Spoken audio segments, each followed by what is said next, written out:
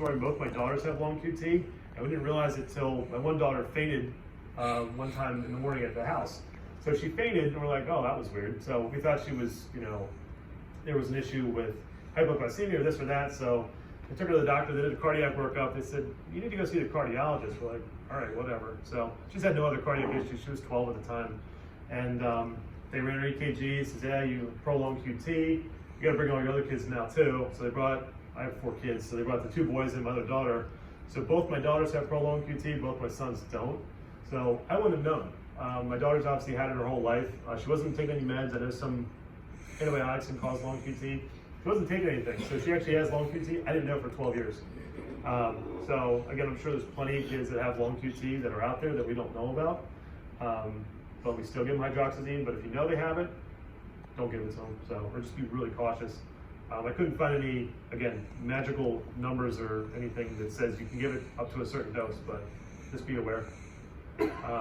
If the patient's taking Zyrtec, the first thing it breaks down to is hydroxyzine. So if they're taking Zyrtec for allergies, they took it that morning, don't give them hydroxyzine because they probably already have it on board, so you just double the dose, or up in the dose.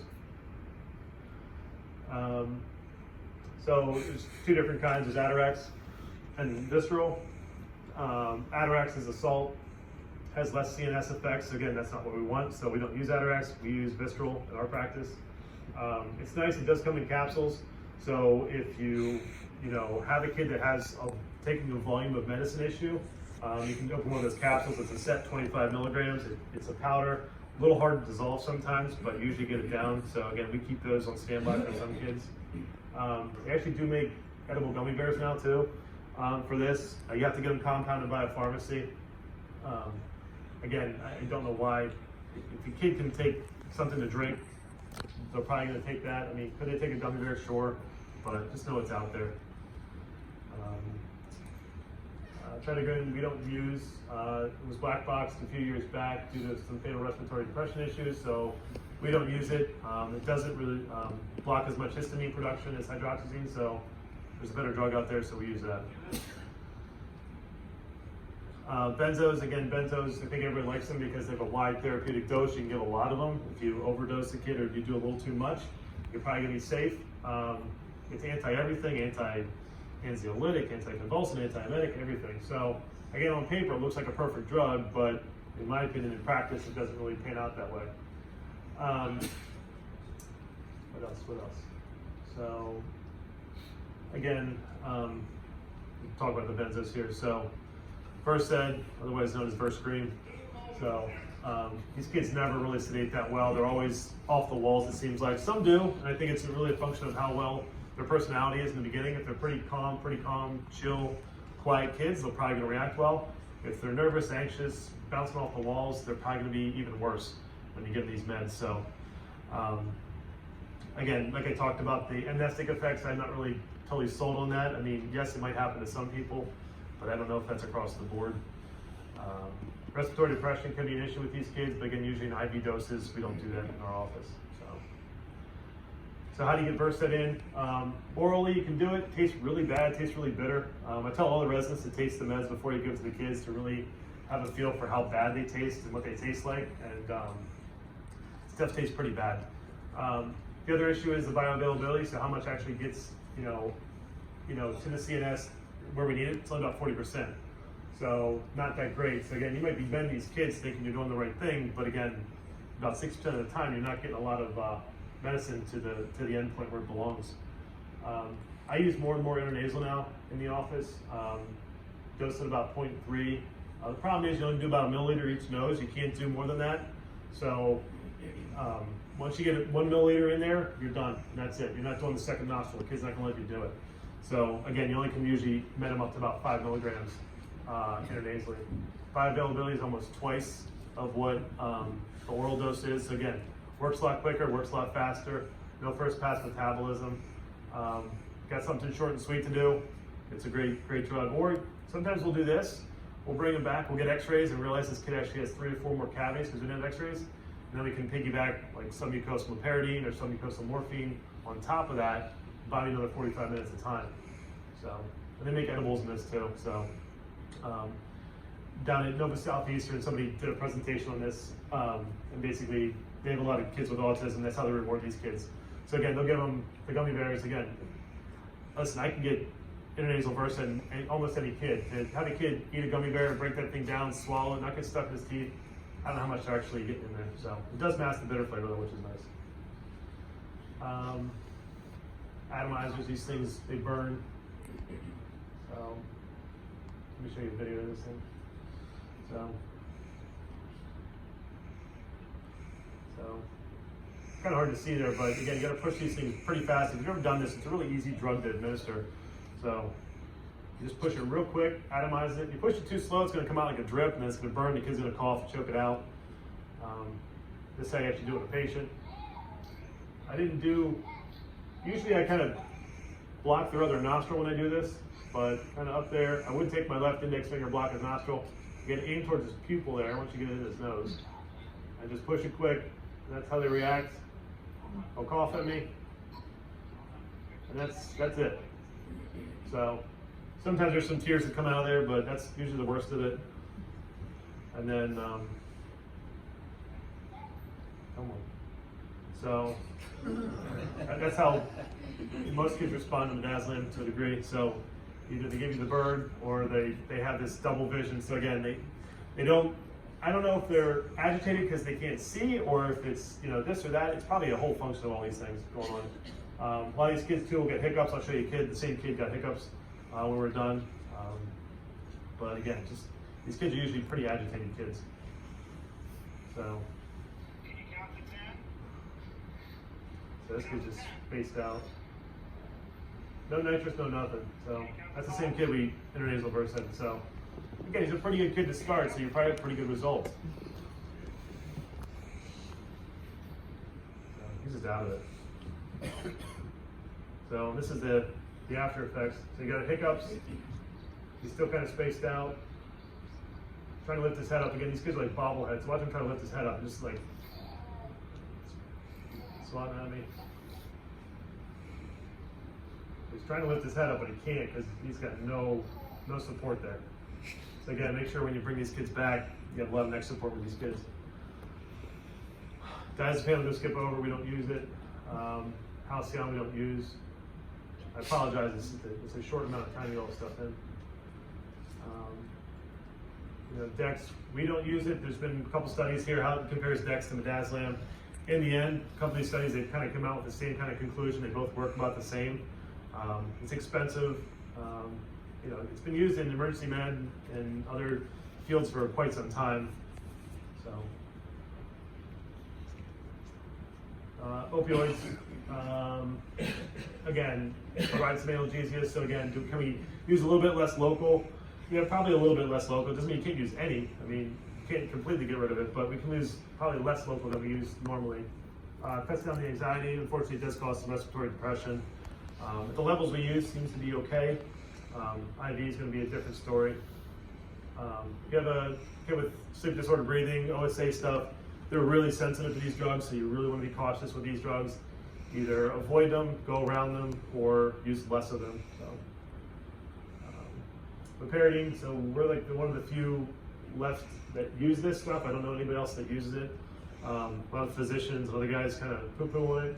I think back in the 80s and 90s, this was pushed a lot for pain med relief. The problem was, once you use this over and over and over, you build up that normoperidine in your system, and then there's a higher issue with seizures. So again, we're using one single dose, and that's it. The other issues too is can release some histamine. I don't know what dose you need to give this to release a certain amount of histamine. Again, most of the time these kids are having some kind of antihistamine, hydroxyzine on board. So again, by the book, you're not supposed to really use, you know, loperidine with these really bad asthmatic kids.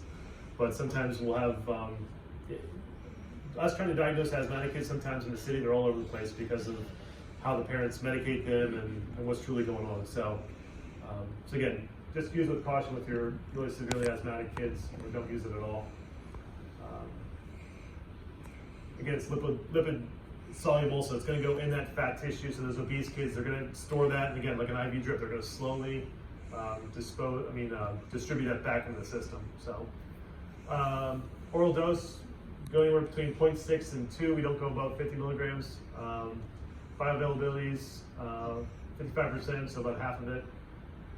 Sets in about 30 minutes, gives about 45 minutes of working time, sometimes 60. And all these meds are usually together, so they potentiate. We will do some mucosal sometimes. Kid won't drink a med. They've notoriously puked all the time. They never will drink a med. Anything like that, we can administer it this way. Only is about 0.2 mLs. It's a super small amount. We go up there behind, tooth A, J. Gotta be careful with that pterygoid plexus because you can't really aspirate it, so you have to just do it right underneath there. Make sure you don't get it into the bloodstream directly. Stuff's pretty amazing though, because usually within 9-10 minutes, this kid just checks out. The lights go off. They kind of chill, which is great because that gives you time to get them numb, get your X-rays, do something non-invasive, something simple, and then by then this med's starting to kick in and really can start to work. Morphine's been around forever. Bottle looks almost the exact same as the Paradine bottle, except the fluid's blue. I don't know if you can see on there, but this is blue. And the Paradine, from where we get it at, is clear. The diazepam is like pink. So, careful when you look at these bottles too. This is sugar and alcohol free. Just make sure it doesn't have any alcohol in it. A couple years ago, I read the one diazepam bottle had 40% alcohol in it. So they had to use the alcohol to dissolve the medicine. So again, you were given diazepam, but you were given 40% of that dose too was alcohol too. So just make sure you read the label there. Make sure it does say sugar-free, whatever, but alcohol-free will be important. So I don't think they make them anymore like that, but the one diazepam a few years ago actually had that in there, so kind of caught me off guard. Fentanyl, we actually don't really use this at all. It's around, it's available. Really potent stuff. You do not need a lot. A little bit goes a long way with this. It's almost 200 to 300 times as potent as morphine. So very little bit goes a long way. Sometimes they have these lollipops for kids for breakthrough pain for like cancer kids, but also you can use them for sedation. The problem is they have to sit there, suck on them. Is it a choking risk? Is it an aspiration risk? Swallow risk? Are they gonna actually get through the whole med in the amount of time? They're gonna drop it on the floor, and then it's dirty. They ain't got half of it. So we don't use these again. They do exist. They are out there. Chlorohydrate. I know we're still one of the dinosaurs that still use it. Unfortunately, a couple years ago they stopped making it commercially, so we have to get it compounded now. I've known the guy that compounded my stuff for years, so I trust him. He's a good guy, and the issue is just trying to find someone to compound it sometimes is half the battle. Basically breaks down to alcohol. And again, like we talked about, all those little neurotransmitters, it works on a lot of those. So again, that's why sedation with this is really predictable, or more predictable with some. We'll talk about with some patient populations it's not. Other issue is it acts like a muscle relaxant. So if you got a really poor airway to start, you're going to have those tonsils kind of collapse back a little bit. Airway might, kind of shut down. So if you have a 3+ tonsil, you're probably going to have an airway that's going to be a little more difficult to manage with chlorohydrate on board. Then you add your isolation system, put isolate in there, you push that tongue back even further, you're adding fuel to your fire, making it more difficult for you. By the book, you can do 1,000 milligrams. We don't ever do more than like 650 at the office, and that was for that really big 145-pound kid. For the most part, 500, 550 is kind of our ceiling. I don't see the need for more than that. We can sedate almost every kid in the office with our cocktail, and it's pretty predictable. So, just came across this not too long ago. So they did a randomized control study. They looked back, meta-analysis of like 3,500 kids. This was done over in China.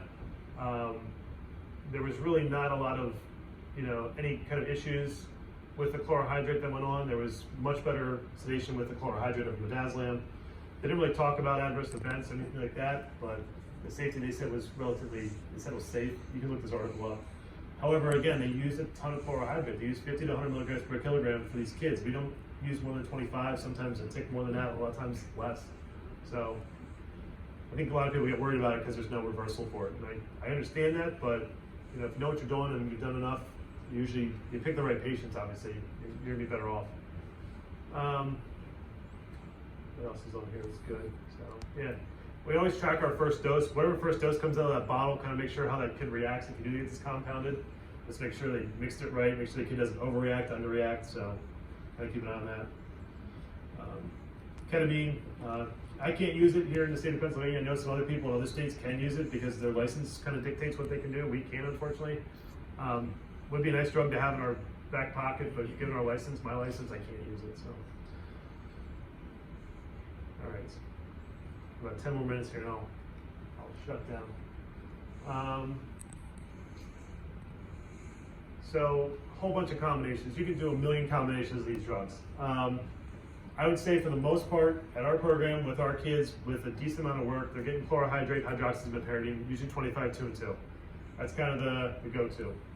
Sometimes the Asian patients, we'll talk about that later, don't break down these drugs very well. So sometimes we'll ask the parent, do you get flushed? Do you have a hard time breaking down alcohol?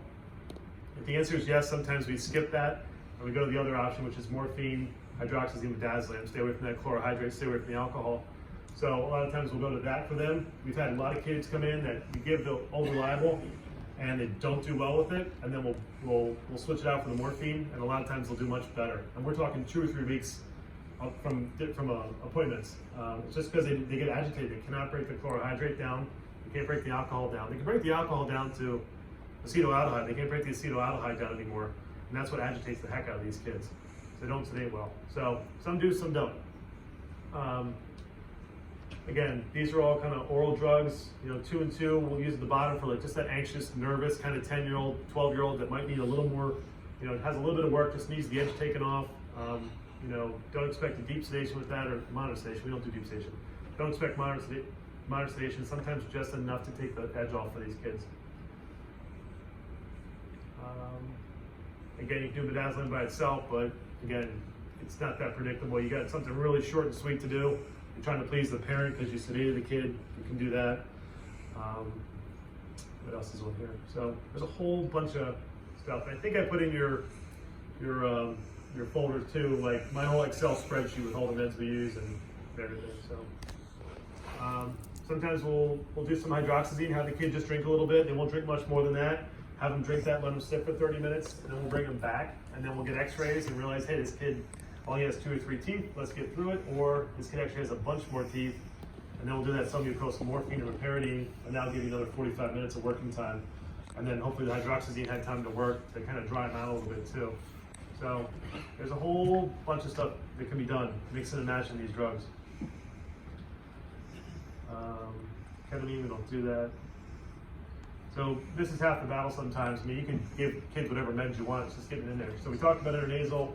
You can do the old, hide the drugs behind the coat and drink it out of there. Sometimes kids just, they're fine with it. They just need a syringe, they need a straw, they need something that they're in control with, and they'll let you do it. Sometimes you gotta forcibly, forcibly hold them down, swallow them up, wrap them up, and get the meds in. A lot of times though, those are the kids who are sedated sometimes because they're just not well-behaved kids, they're not cooperative. So a lot of times they end up doing really well in the end. So a lot of kids with autism, kids that are really hard to work with, sometimes they do great. Every once in a while you get a babble wound, you get bit. So again, I put this in double time, otherwise we'll be here for about a minute. But we'll swallow these kids up and just kind of slowly, just fish hook them so they can't close their mouth and spit at you. And just slowly kind of drop that back in that retromolar pad area and just kind of time their breathing, and then they swallow it. Sometimes you got to pinch their nose so they don't kind of sneak on you, but it takes about a minute sometimes. Sometimes the kids, you get started in it and they're like, whatever, I'm not going to win, and they'll let you do whatever you need to, but sometimes you need a kid like this where it's just a battle. So take your time now. Be careful when you sit these kids up, then there's usually a big burp. And you just don't want to be in front of it, otherwise you get in the face. This is kind of what happens afterwards. The same kid, 30 minutes later. So bring him back, put him on 60% nitrous, get him settled down. He's fine. He's good to go. So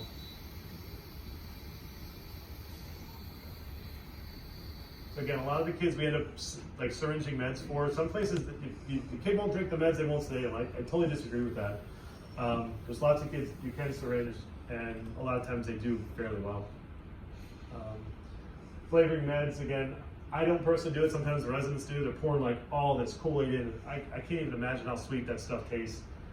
So just be careful with that. You can use Tang. Tang has these really fine crystals, so it seems to dissolve pretty well. A lot of times the medicine we have is like a lemony, orangey, citrusy flavor, so it kind of blends well with that. Sometimes we mix our meds with like the blue or the purple. It looks like it's gray. I don't want to drink anything gray, but so. And all our kids get little bands, so we put this on all of them. Once we met them, we put this on them. Obviously identify the patient, who it is, date of birth. They goes home with the exact meds we gave them. Mom goes home. God forbid there's an adverse reaction or an issue. When the kid goes home, mom has the exact dose. She goes to the hospital. They know exactly what we gave them. They have our contact information, so you can order these things on Amazon. These are easy to get, and you just print them out in the little Avery seals. So this is our board. We kind of do between 12, 14, sometimes 16 sedations a day. We do an awful lot of these in the morning. So that's how we keep track of things. You're in a private practice, you don't need one of these. Obviously we do, because it's like air traffic control there sometimes. So again, that's kind of how we set those up the night before. We go over all of them, write down what the kids need, how much they need, do they need films, and go from there. Reversal drugs, I'm not going to talk about those for time. All right, so something I think is neat, it's, this is where you start to really, you don't just treat everybody the same, you got to kind of cherry pick certain patients and certain drugs to give them. So, alcohol, with some Asian patients, if we ask them, do you drink the alcohol? Do you get, I get red, I get flushed, I can't drink it, I can't hold my alcohol.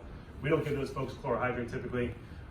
Again, the issue is they can't really break down, they can break the alcohol to acetaldehyde, but they can't get past that because they're deficient in that ALDH2 enzyme. So the issue is everything gets bound up there, it gets stuck there. It almost acts like dalteparin, like that anti-abuse. So it makes them feel like they're gonna get sick.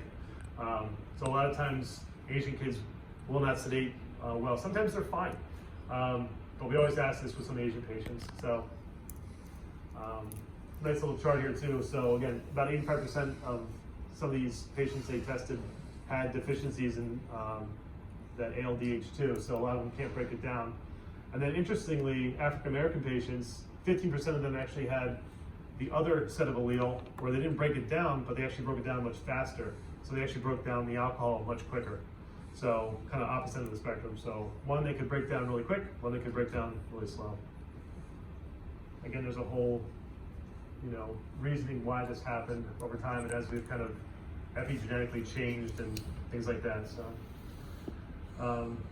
redheads, you guys probably deal with it more in oral surgery more than we do. Seems like it takes more local for them. Seems like they're just never going to be easy patients. They're always difficult. Couldn't find any good solid data behind it science-wise, but you will, my opinion is sometimes these guys are tough. Talking to anesthesiologists, they said they're much more difficult to put down. They take more inhalation anesthetics. They're a little more, a little more touchy you can go with their airway.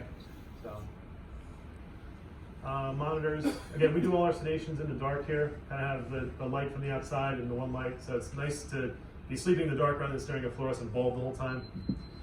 So, it buzz down here. I got about 5 more minutes, and then I'll open it up to you guys. Again, just talk to your patients sometimes too. Hey, how you doing? Thumbs up. All right, great. So, again, all this stuff's in your packet. You guys know this. I'm sure this will be touched on later on. We use free cordials. They make Bluetooth ones that you can kind of step outside the room and hear. We still use the old school ones. You can get the mold and all that stuff. Every once in a while, you get a big safety pin like that, hook it on your tube, so we've got kids' carts screaming, you can just flick it out of your ear, and it hangs there, it doesn't end up on the floor. Placement's everything, it's too high, you're only going to hear the airway, it's too low, you only hear the heart, you hear it right in the middle, you can kind of hear both heart and lung sounds, which is great. And also you hear it right before they puke. You hear that gurgling, you hear that rumbling going to happen right before it's ready to explode. So. Buy these at $20. They're great for the OR. They're great for sedation. I mean, these really they're for what do you call it? For like bands and people playing in bands and drummers and stuff like that. They really cut down the decibel level. You actually can hear your assistant talk to you. You still can communicate with people, but it really just tones the whole room down. So again, if you're going to practice for a long time, wouldn't be a bad idea to grab some of these. Grab one every 6 months, every year. You kind of go through them. So isolate, we use a lot of this.